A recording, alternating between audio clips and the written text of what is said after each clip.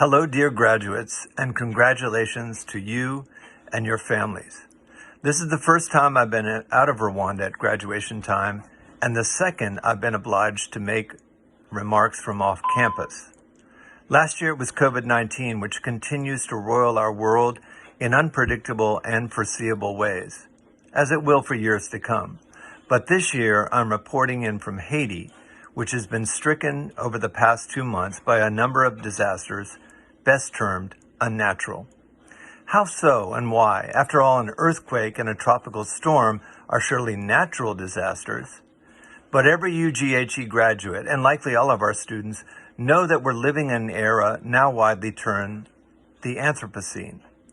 One common definition of this epoch, which you can look up online, is the period of time during which human activities have had an environmental impact on the Earth regarded as constituting a unique geological age.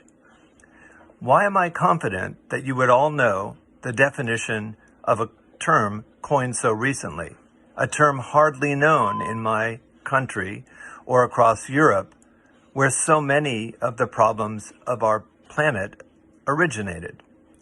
You graduates know that many of these problems will clearly shape our future prospects, and they are already changing the epidemiology of pathogens ranging from malaria to the coronavirus that causes COVID-19.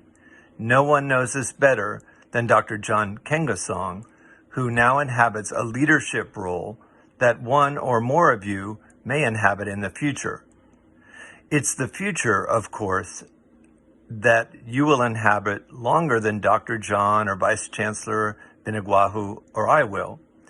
And because you're UGHE graduates, you know the point of your studies and of much of your current and future work is to grasp a broad biosocial and ecological view of health disparities and to learn how they might be best addressed in the here and now. When we use the term One Health, or draw on the older paradigm of social medicine, we're referring to medicine and public health in the Anthropocene, in all its complexity and glory, all its pain and promise. There are several reasons I'm in Haiti today and not in Butaro, but all of them, whether I invoke earthquakes or storms or COVID, are related to the human-wrought changes that now conspire to affect geological change itself. What we see here in Haiti in the coming days and weeks will likely not surprise you. There is trauma, seen and unseen. There are everyday health problems that strike us mortals, whether we're in an earthquake zone or not. I wouldn't be surprised if cholera rears its ugly head, along with other waterborne diseases. We should be ready for cases of tetanus, even though no one, surely, should get that reliably vaccine-prevented and horrible and often fatal disease. There's already been at least one case in southern Haiti, and who knows how many we will miss. There is, after all, one thing that binds you graduating together today. You all inhabit the same beautiful, varied, and imperiled planet. We all do.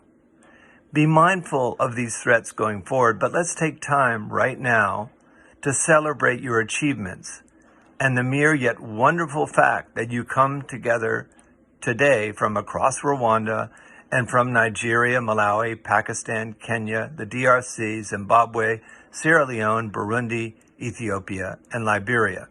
Indeed, students now studying at our beautiful campus or soon to arrive hail from every continent except Antarctica. We pity the penguins.